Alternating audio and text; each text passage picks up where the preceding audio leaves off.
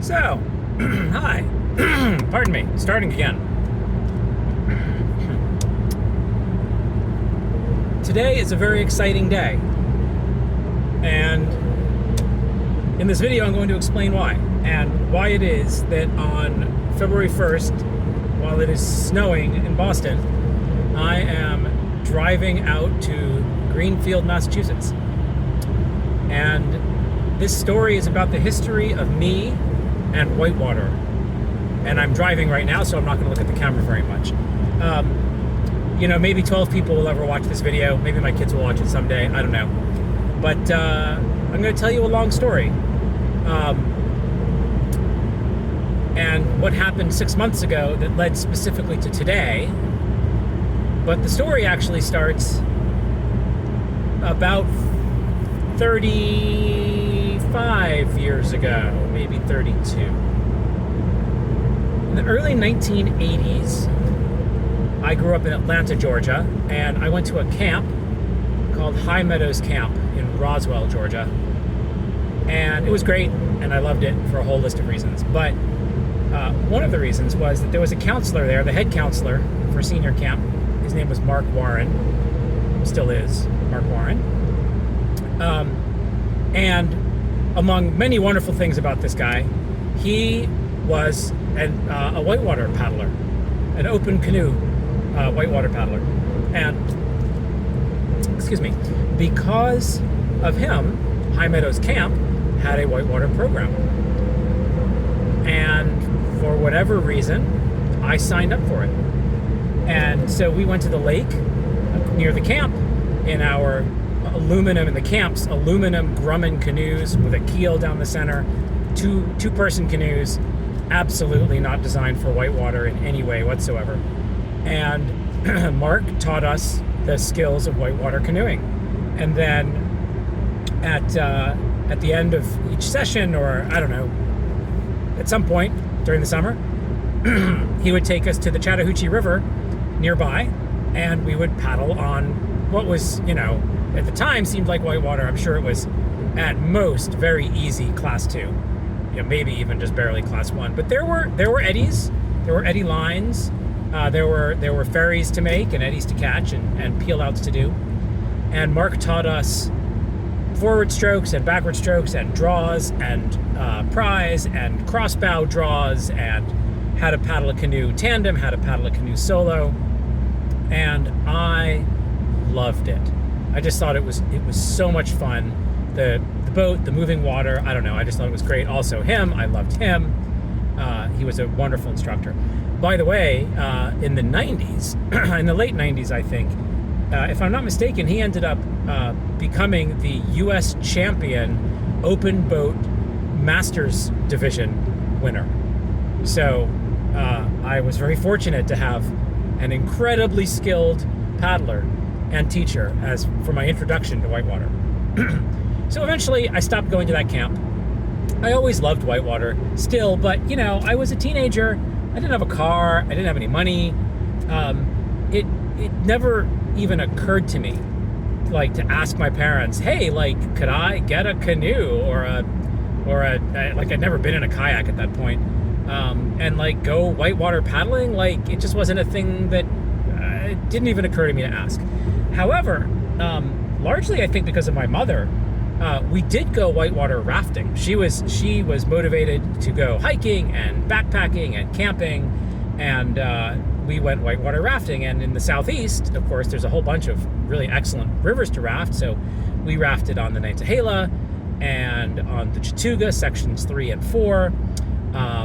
In the early 90s, jumping ahead a little bit, I think I rafted on the Ocoee because my friends Jen and Brian got married near there, and they had a rafting day as part of their sort of wedding celebration. So I still did whitewater, but not in my own boat. By the way, I want to pause to say I'm saying a lot of people's names in this video. Largely to just acknowledge and recognize and appreciate how big an influence each of these people had on such what has turned out to be such an important part of my life. A lot of them, some of them know it, because I've told them or I'm still in regular contact with them. Others of them probably have no idea that they had any influence on me at all, but they did. And so I'm saying their names to appreciate them. And if they are one of the 12 people who ever watch this video, then that'll be great. And thank you very much. Okay, so rafting in the 1980s was fun. Then I went to college, 1988. I went to MIT in Boston, where I still live. And besides Whitewater, already by the time I was a teenager, I loved downhill skiing and cross-country skiing and camping and backpacking and hiking in general. And, I just considered myself an outdoorsy kind of guy.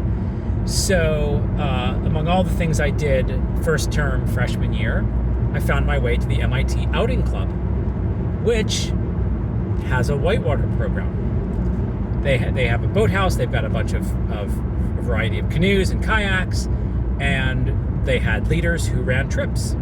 And so I was talking to them, and there was this one guy whose name was Colin. Don't remember his last name. And he said to me, Barry, I have this C1 closed canoe, one-person closed canoe. It's in the boathouse. It's fiberglass. He said, but it's like 30% duct tape. It needs a lot of repairs. And he told me that he would teach me how to fix it. And that when I was done fixing it, I could just have the boat. He would give it to me. And by the way, even though I was living in a dorm room, I could store it in the boathouse. So, obviously, I said yes. He and I went to the boathouse. He started teaching me. I remember there were sheets of fiberglass fabric, and we used epoxy resin, and he showed me how to, we peeled off the tape and we sanded off the gunk, the residue from the duct tape, and we put on the sheets of fiberglass and applied the epoxy and sanded down the epoxy. And eventually the boat was fixed. And so then the Outing Club ran a trip, and I went, and probably Colin went, I don't remember. And I just remembered there was a guy, I think, who ran that trip. His name was Gideon. He was I think he was the Whitewater chairperson for the Outing Club at that time. I remember being very, very impressed with his whitewater skill. Anyway, so we went on this trip. I don't remember what river we went to. It might have been the Deerfield, but given that it was fall, and really I have no idea. Anyway, we did this river trip. And it did not go very well.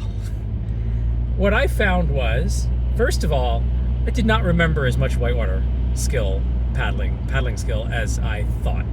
I did a lot of swimming that day. In fact, I remember later,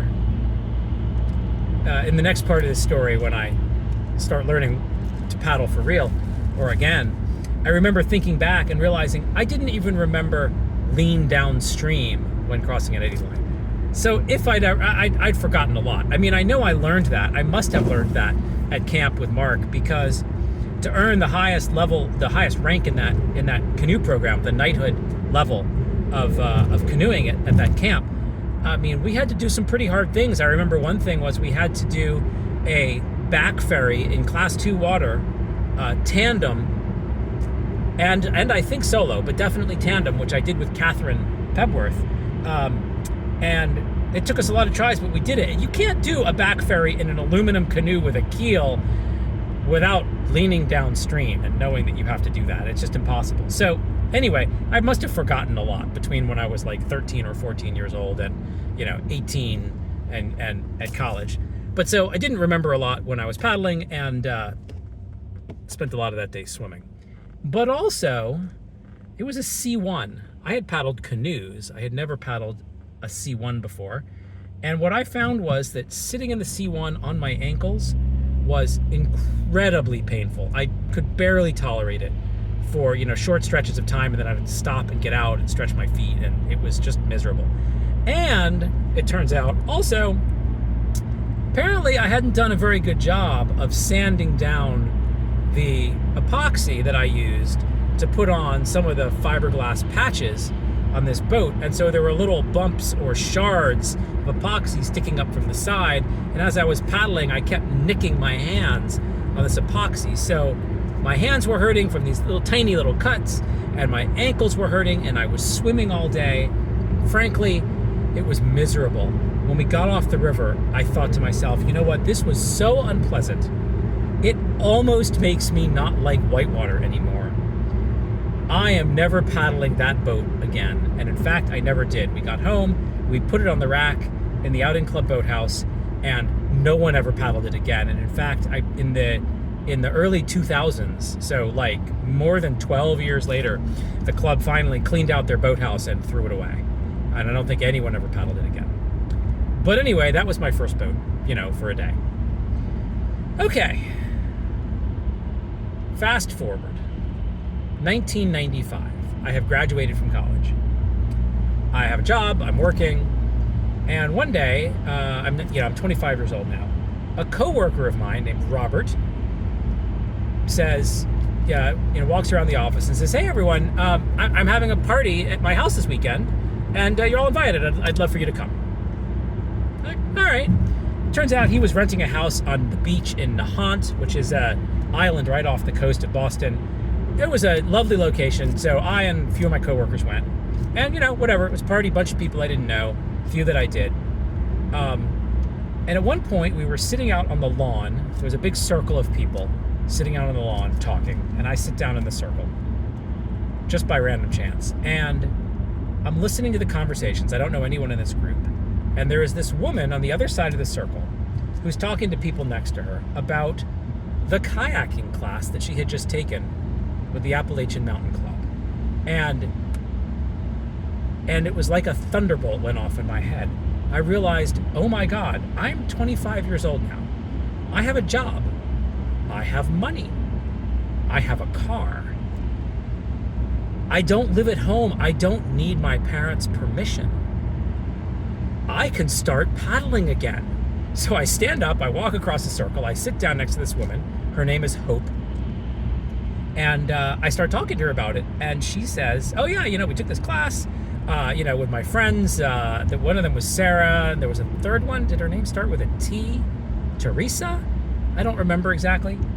Anyway, and she said, look, the AMC runs pond rolling sessions every Wednesday at White's Pond, right near Boston. And if you want, I'll bring you to this rolling session, and I'll show you how to, get in and out of a kayak, and I'll maybe, teach you how to do a wet exit and start to roll and whatever. And I was like, well, this is great. So I went back to the MIT Outing Club, and rented a boat. It was a big red Dancer. It was the largest Dancer kayak I'd ever seen.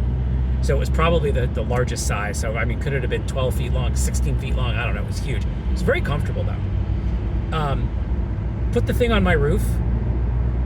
I don't know how. Did I already have a roof rack? I'm not sure. Anyway, put it on my roof, went to the pond rolling session, and Hope was there, and she showed me how to do a wet exit and maybe to start doing some paddling. I don't remember exactly what she taught me.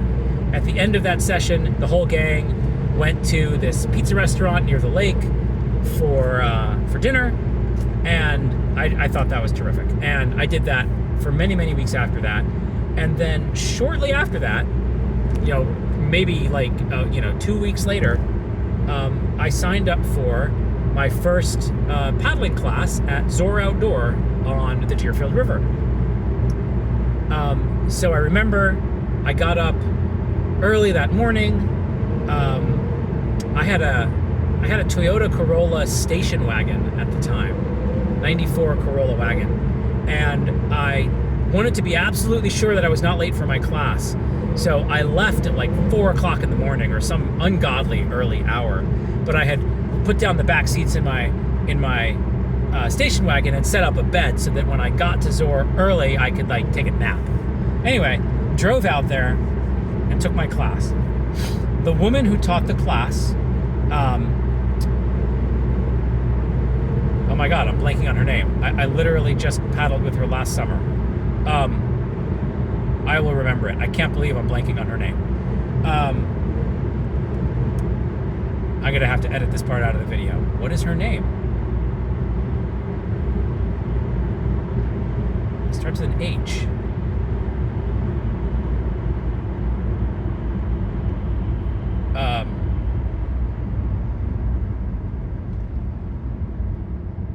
Oh my God, I can't remember. I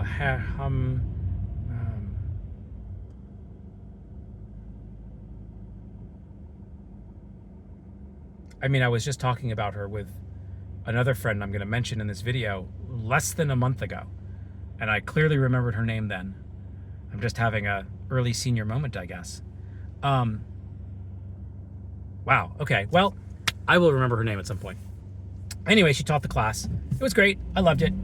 And that was probably June of 1995. I was absolutely hooked. I paddled on the Deerfield River in a kayak every single weekend from that class through October of that year. Sometime during the course of that year, I bought a Dagger Crossfire. That was the first kayak that I actually owned for more than, well, first kayak I owned at all, but first boat I owned for more than a day. And I don't remember who I paddled with. Maybe it was people from the outing club. Maybe I met some people on the river. I don't remember. But every single weekend, usually both days, I would drive out and paddle. The next year, I started in April 96 and paddled every weekend through October. I was just completely hooked. Absolutely loved it. Sometime, I think, in that second summer of 1996, I took my first Class 3 instruction with the AMC on the Kentucky River in New Hampshire. Loved it. The Kentucky is still a favorite river of mine. Again, just totally enamored. Loved the sport, loved the activity. It was some of the best years of my life. I remember thinking at the end of either the summer of 95 or the summer of 96 that, like, wow, this was probably the best summer I've ever had. It was great. So then in 1997, so another sport I was engaged in at the time was bicycling. On summer mornings or summer days that I wasn't going kayaking, I would hop on my bike and go for like a 30-mile ride, for fun in the mornings. And I think there was a club that I did a few rides with, or some rides with. And I started noticing towards the end of 1996 that my right knee was hurting when I went biking. And went to some doctors. Sorry, the sun's coming out, so I put on my sunglasses. Went to some doctors, to make a long story short, by February of 97, I was having a lot of pain in both of my knees. 1997 turned out to be an absolute disaster of a year for me physically. My knees hurt, my back started hurting, my arms started hurting. None of this had anything to do with kayaking. I wasn't paddling. I wasn't doing anything. It was just an utter disaster. I was 27 and I felt like I was a complete cripple. So I didn't do anything. I didn't paddle or anything in 1997 or in 1998 or in most of 1999. By August of 99, I had finally figured out, it turns out my knees had recovered, my back had mostly recovered.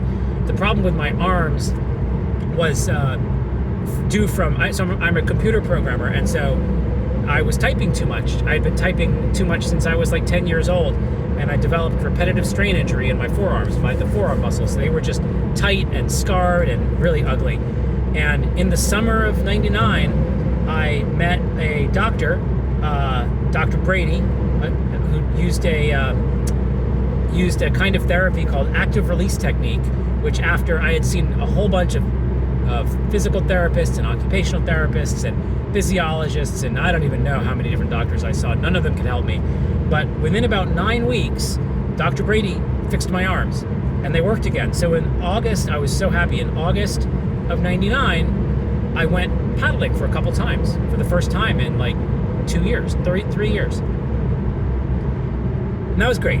So then the winter happened, and somewhere in there, I don't exactly remember when, I was living in Cambridge at the time, and my brother, who was also living in the Boston area, my brother Martin, was living in the area at the time, came to a New Year's Eve party, or maybe just some other party, I don't remember, that my housemate, Mark, different from Mark Warren, the kayak instructor, just a friend of mine named Mark, my housemate also. My housemate was throwing this party, and my brother showed up with these two friends of his from where he went to college, which was Cornell University in New York.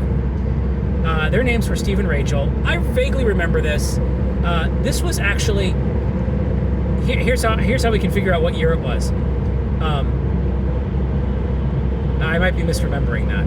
I think that at that party, my Steve I was sitting at my computer working on something, and Steve said, "Oh, have you heard about this new search engine called Google?" He said, "It's really good. You should try it." So that tells you what year it was. I mean, I think Google was founded in 1998. So this might have been 99. What is my phone telling me? I don't know.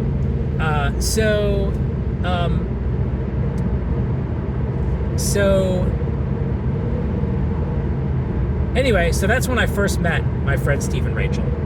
And Martin told me, by the way, Steve and Rachel are kayakers.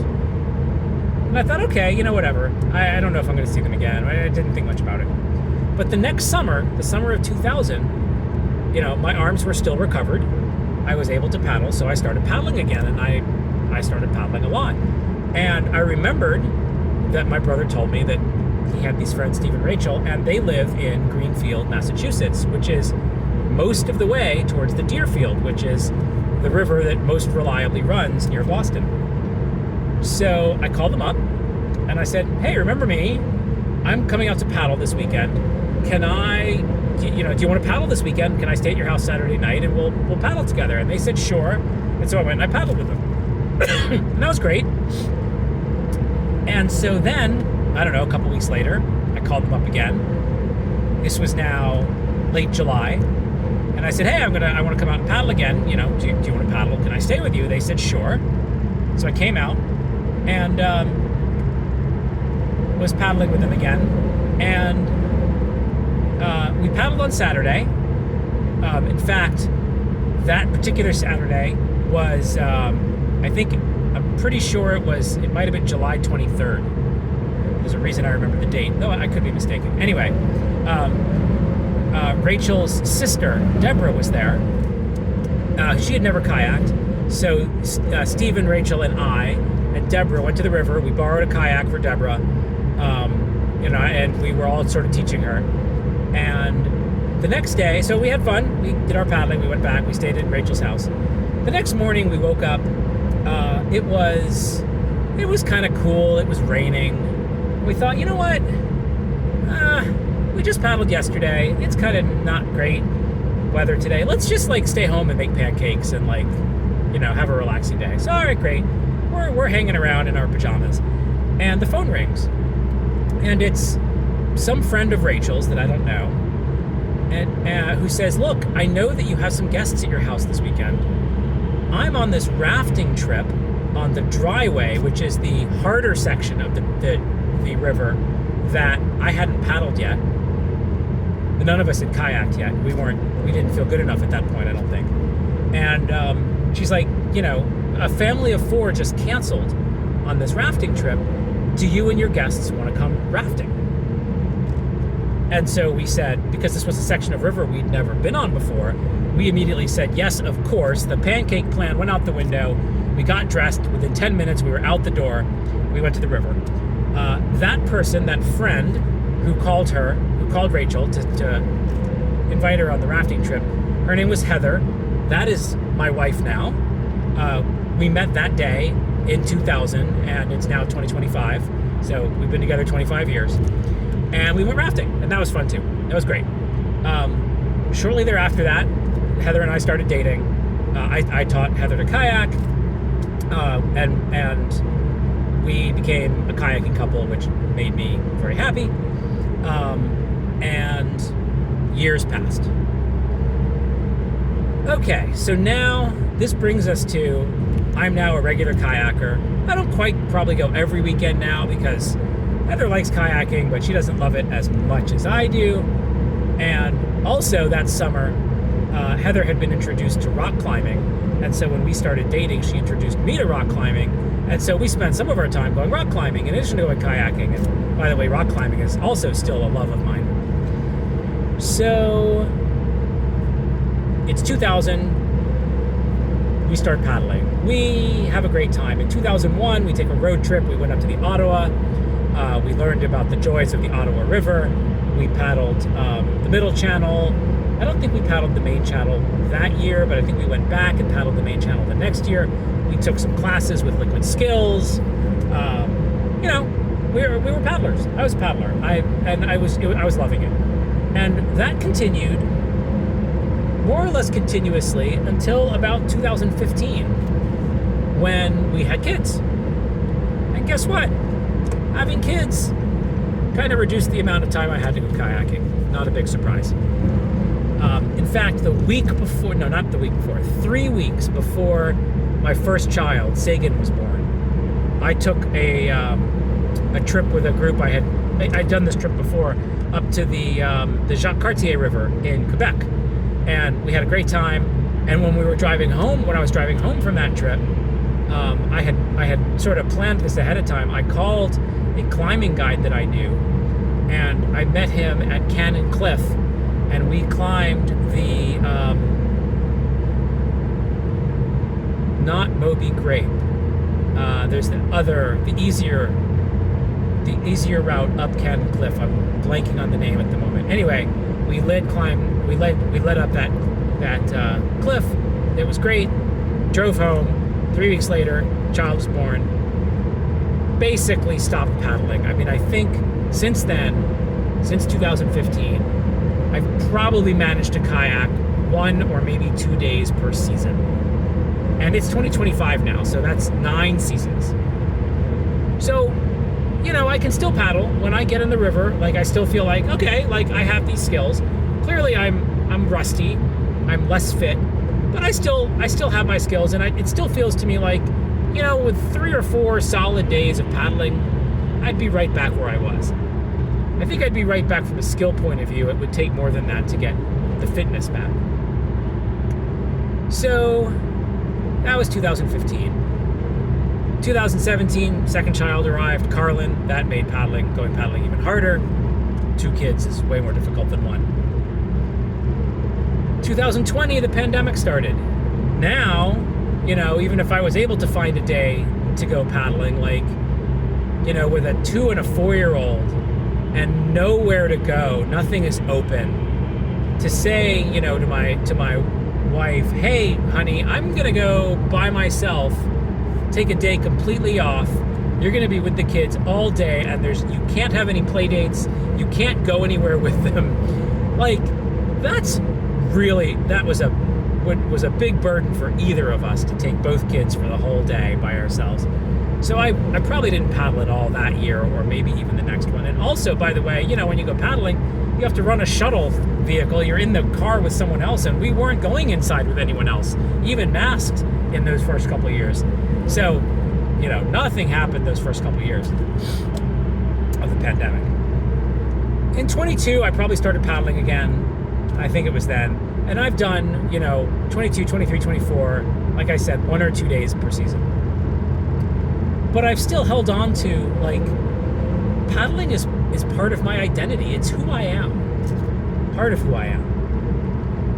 Also, though, climbing has become a really important part of who I am. And something that I realized some number of years ago was that I didn't really aspire to be better as a kayaker anymore. I've paddled the hardest rivers I want to paddle. I'm a solid class 4 boater. I've done a couple class 5 rapids, but I don't need to push the boundary on risk. I have kids now. Frankly, I never wanted to push the risk boundary when I didn't have kids. So, while I'm certainly very excited to go paddling, it doesn't have as much urgency for me anymore, because I stopped learning. I stopped getting better because there wasn't a direction in which I wanted to get better. And that's kind of where I was for several years. until last summer. Last July were the Paris Olympics, the 2024 Summer Olympics, and we, paid our $14 for a month of no ad streaming on NBC, and my family, my wife, and my 2 kids and I watched a bunch of Olympics and all kinds of different sports: swimming and biking and horseback riding and skateboarding, and of course we watched the paddling. Now, I knew about whitewater slalom. I've always known about slalom as a sport. In fact, in 1996, the Olympics were in Atlanta, and some friends of mine and I, my girlfriend at the time and 2 other friends, flew down to Atlanta, stayed in my parents' house, and went to a number of events at the Olympics, including some of the kayaking events. We were sitting in the stands next to the Ocoee River, and it was great, and we all had a wonderful time. But it had never appealed to me to compete. Like, I didn't want to race. I just wanted to go to the river and have a great time, with my friends, paddling my heart out, surfing every wave. That's what was fun for me. So we're watching the Olympics in Paris last summer, and there's some slalom, and I'm watching the slalom, and I'm like, okay, this looks good. I like if it's fun, and I'm watching it, and I'm like, I understand everything that these paddlers are doing. I mean, I'm not as good as they are. I'm not as fit as they are, but I understand every stroke they're taking, how they're moving their body, how they're moving their boats, the way they're maneuvering themselves around the gates. Like, it's clear to me I couldn't do it as fast or as well, but like, I could get in a kayak and run that section of artificial river and hit all of those gates today, right? Like right now, you could drop me in a boat and I'd be fine. All right. And then we watched some of the kayak cross competition. I had never seen kayak cross. So slalom is one boater doing a race against the clock, running down the river through the gates, fastest person wins. Kayak cross is 4 boaters starting on a platform above the river. The platform tips, they all fall in at the same time, and it's more or less a free-for-all to get down the river, go around the gates, and I won't say it's a full contact sport, but there's like bumping into other people's boats and pushing them out of the way is all part of the competition. And I was watching this event, and I started bouncing up and down in my seat, thinking, oh my God, that looks so fun. I have to do that. How do I do that? Where do I, oh my God.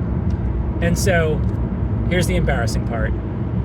I decided, sitting there watching the Paris Olympics, my goal is to compete in kayak cross in 2028 in the Los Angeles Olympics.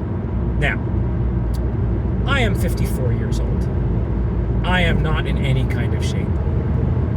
Obviously, I am not going to succeed in competing in the Olympics in 4 years. I'll just say, I know that. But I decided that's the goal I'm going to set, and I'm going to see how far I can get there. So, it's summer, it's July of 2024. And my first question is okay, let's pretend I'm Superman, right? I'm the best paddler in history. I don't even know where to go to sign up. How do you get into this game? I don't know where to go. So, a few weeks pass. I finally get around to starting to answer that, trying to answer that question. And I go to the International Canoe Committee, what is it called? International Canoe Federation website. And I kind of read around, and I don't really find what I want. And I submit a contact form, and I say, I watched the Paris Olympics. I really want to get involved in this sport. How do I do it? I don't think I ever heard back. I went to the American Canoe Association website. Same thing. Couldn't really, I found some rules for competition, but I don't know. I couldn't figure out where can I start to participate? Submitted, the contact form, didn't hear anything back. I think a couple months later, I eventually did. I did some web searching. I found there are, U.S. national kayaking schools, the schools that where the U.S. team members train in the Nantahala, in North Carolina, on the Potomac in Washington, D.C., and in Colorado, probably Colorado Springs. I don't know for sure, but somewhere in Colorado. And none of those are really convenient for someone who lives in Boston. So I kept looking around. And then last summer, I did one of my paddling days with my, still to this day, very good friends, Steve and Rachel. And, by the way, Martha, who was the woman who taught my first kayaking class at Zor in 1995. I told you I would remember her name. So, Rachel and Steve and I and Martha, we just met up with on the river. Rachel and I went paddling. We met Martha on the river. And while we were shuttling, someone was telling me about this 12-year-old girl who was really an up-and-coming kayaking star in Western Massachusetts, and how she was competing in slalom, and she had just won, some event on the Deerfield River a few weeks earlier, and everyone was just in awe of this girl. So we get to the put-in after shuttling, or maybe before shuttling, I don't know. We get to the put-in, and I'm putting on my spray skirt and stuff, and this obviously, approximately 12-year-old looking girl in kayaking gear is walking around, and I look at her and I say, "Hey, are you Liberty?" She says yes, and we start talking. We have a great conversation, and she tells me, I tell her about my kids. They're 7 and 9 now, and she says, "Oh, you totally have to get your kids into kayaking because I need more people to train with. So, talk to my dad, get your kids into kayaking, and we'll start training." I think Liberty was great. I had such a blast talking to and paddling with her that day. And then we hooked up with Martha. We paddled with her for the day. So, a few days after that, I got Liberty's dad's phone number that day, and I texted him and I said, "Hey, your daughter told me that she trains for slalom. Where does she train? Where do you go to train for competitive whitewater in this area?" What he said was, "Oh, there's two things." He said something about somewhere in Connecticut, and I don't know what he was talking about yet. I need to look into that. But then he also said there's an organization called NESS, the New England Slalom Series, which runs slalom races in New England. So I went and I looked it up, went to their website, and sure enough, they run, I think, 8 slalom races every season. And at this point, it was now August. There were 2 more scheduled that year in October. One of them was 4 hours from my house. I realized that was probably too far, but one of them was 2 hours from my house on a river I'd actually paddled before on October 27th. And I was like, great, I am going to enter that race. My boat, I have this stubby little, playboat. It's totally inappropriate for racing, but who cares? I'll just go, I'll talk to people. It'll be my introduction to the sport, and, I'll go from there. So, let's just review. I decided to start trying to do this activity. This sport. I was facing these obstacles, how do I even get involved? Where do I go to train? Those are the first 2 obstacles I had to resolve. I figured that out. NESS, and I could. Well, I don't know how to train yet, but I at least know where I can go to race to meet people. I then discovered there was an NESS group on Facebook, so there was a way I could talk to people and learn more. So I was like, okay, terrific. Now I also, being 54, I have my share of chronic injuries. I have a shoulder problem. So I decided, all right, instead of just immediately starting to go to paddle, what I'm going to do is I'm going to rededicate myself to trying to do some physical therapy to resolve the issue I'm having with my shoulders so that I'm able to paddle. So in September, I start doing physical therapy again. And I'm really looking forward to this race, but then it turns out there was a massive drought, sort of a nationwide drought in 2024. And by the time October rolled around, there just wasn't enough water in the river, and they had to cancel the race. So, all right, that's nature for you. What can you do? I was sad, but that was that. So I continued doing PT, looking forward to next season. Meanwhile, I also knew that I still needed, I needed somewhere. I couldn't just, like, I was, it was fine to just show up at the race and enter. But my plan, in October was that was going to be where I met people, where I found out how did they train over the winter? What did they do? And since that race wasn't happening, then I'm like, okay, do I have to wait now until next spring before I meet anyone, before I start training? Like, that just didn't feel very good. And I was still doing PT, and November passed, and December came, and I was just like, I had this moment of inspiration in July, and it's December, and I am trying to hold on to this dream. And I'm feeling so down about it. My shoulder's not really getting better. I mean, most days it's fine, but other days it's not.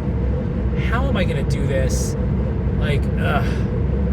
And so, like a week before Christmas, there was a day where it was like 50 degrees outside. And I was working from home that day because I work from home 2 days a week. I go into the office 3 days a week. And I was like, you know what? Screw this. It's a relatively nice day outside. There is a lake, Spy Pond, about 2 miles from my house. I am just going to put my boat on the car. I have a dry suit. I have pokies. I have a skull cap. Because, back in the 90s, I would go paddling when it was January. I just went to the lake. And I put my boat in the water. And I just paddled around. And I, practiced some forward strokes and some sweeps. And, I didn't think too much about it. I did one roll. Got an ice cream headache. Talked to some people on the shore. Actually, when I was taking out, someone walked over to talk to me. And he's like, hey, what are you doing? It looks like you're training. And I actually said to him, I am aiming for the 2028 Olympics, and this is day one of my training right now, which was, sort of an amusing thing to say. So I got out of the river, I got out of the lake, my boat back on the car, and I was like, okay,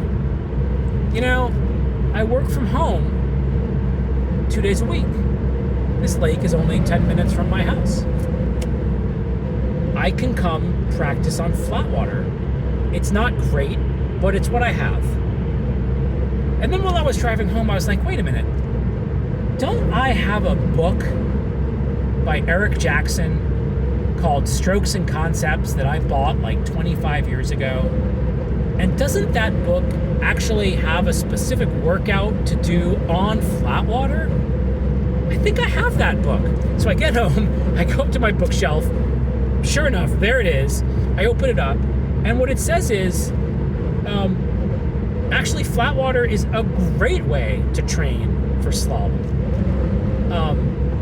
And one thing I didn't say in here is one of the things I learned from the NESS Facebook group. Someone told me, look, there aren't a lot of kayak cross races. There just aren't that many of them. They said, but really, if you want to train for kayak cross, what you want to do is train for slalom. That's how you train for kayak cross. And so, and that was back in August. So this is out of order. But, or maybe, I don't know, whenever I learned about NESS. So at that point, that's when I was like, okay, now I'm interested in slalom in addition to kayak cross. So I'm reading this book, and it's the way to train for slalom is to perfect your techniques on flat water first. And so at that point, a plan formed. I was like, okay, I work from home 2 days a week.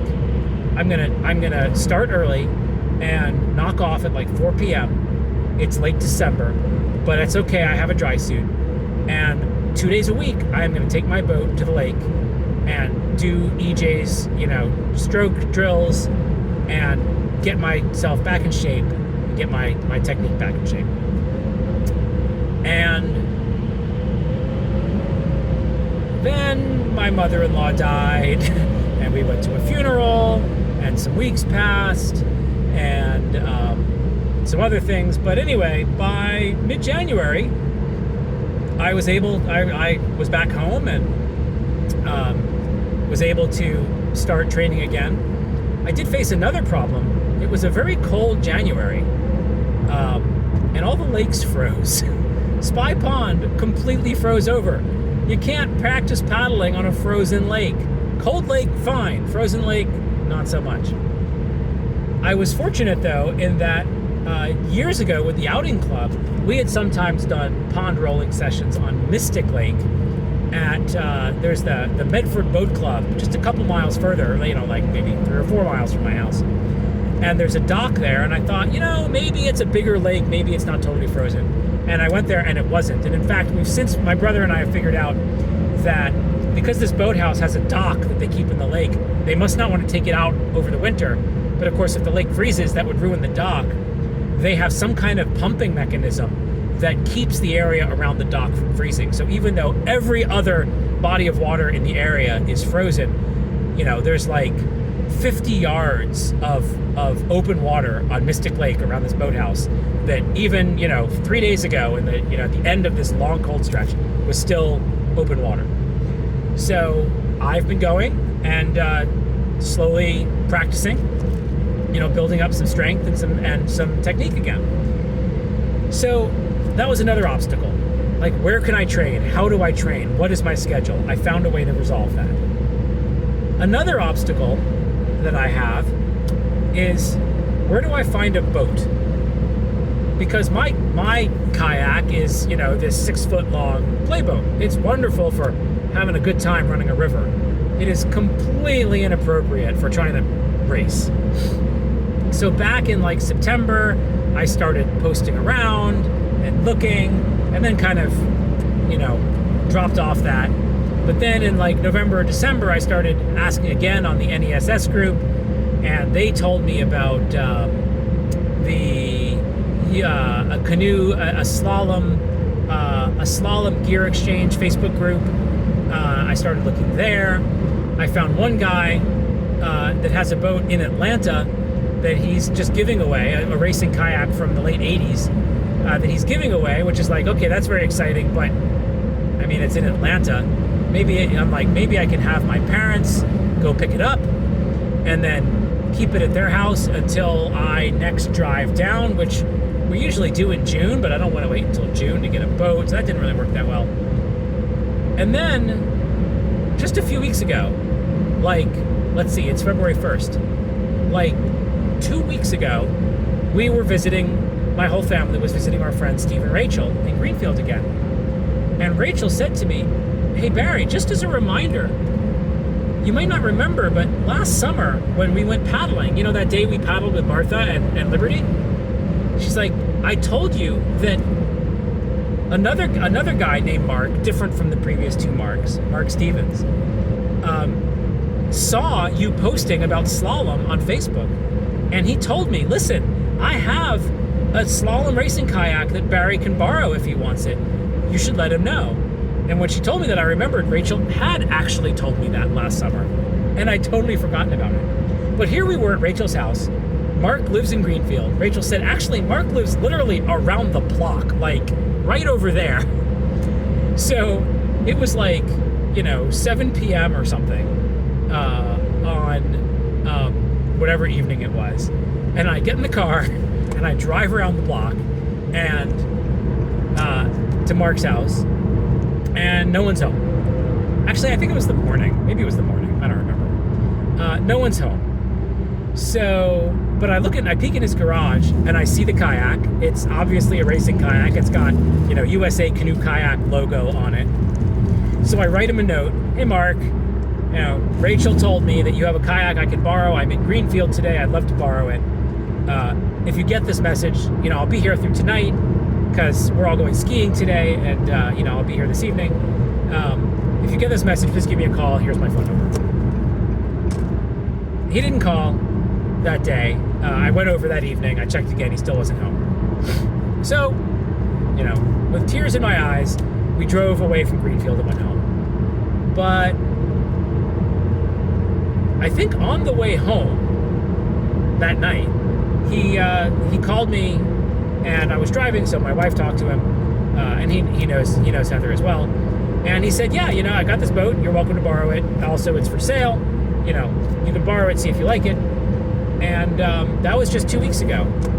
And that explains now why I am in the car on a Saturday morning driving to Greenfield to pick up a kayak, a racing kayak that Mark is loaning me and that I will probably end up buying, assuming that it fits and is an appropriate boat for me. And so this is a very exciting day, as I started this with, because of all of these obstacles that I have faced. You know, figuring out how to get involved in this activity, in this sport, how to train, what to do about my shoulder. I also have a neck injury I'm working on, where to find a boat. But I feel like, assuming I am successful in acquiring this kayak, I now have a training program that I'm working on. I have a way to do it. I have a schedule. I have a boat. The first race is April 27th this season. I have about 3 months left for training, and I'm going to see how far I get. I know I'm not getting to the Olympics, obviously, but I am going to point my boat in that direction and see what is possible. And it was, again, just a few weeks ago that I was thinking, you know, I'm so excited about this. Why is this? And I realized that, you know, what I realized a few years ago was I had started to lose my passion for whitewater because there wasn't anything else I wanted to learn anymore. I didn't want to get better. It was still fun, but it wasn't a challenge. And now it's a challenge again. I have this whole new set of skills to learn. I'm going to be competing. I need to be strong and fast and skillful. And it's a challenge again. I am so excited, and I feel just thrilled again about whitewater. And I'm really looking forward to it. I hope it goes well. I hope I end up loving it. I mean, maybe I will enter a few races with NESS and I'll be like, yeah, you know what? I'd actually rather just spend my day with some friends running the river and surfing the waves. And if so, that'll be fine. If that's as far as I go with it, whatever. You know, I don't have any commitments to anyone else. But right now I'm feeling really excited. Another thing that I thought shortly after, my plan is I'm going to train 2 days a week, on Mondays and Fridays on a lake. Shortly after that, I was like, I have a GoPro, I have a tripod. I should record myself doing these sessions, because then I can go home and look at the video and see what I need to improve and compare it to, the YouTube versions of Eric Jackson's Strokes and Concepts video, or and see what I can learn to improve. And I was like, oh, that's a good idea. And then I thought, if I'm going to do that, I could also find a coach who could review my video and tell me what I need to do to improve, and then maybe suggest, some other things besides my flat water training, different strokes, different techniques, whatever else, I don't know, whatever else I should work on. I haven't overcome that obstacle yet, but I have made some very interesting progress. We will see if I have anything to report on that in a future video. But for right now, that's what I've got. I've gone on for, I can't even tell without my glasses, close to an hour, I think. Don't know. That's my story. My whole history of whitewater. I'm very excited about what's coming up. Thanks.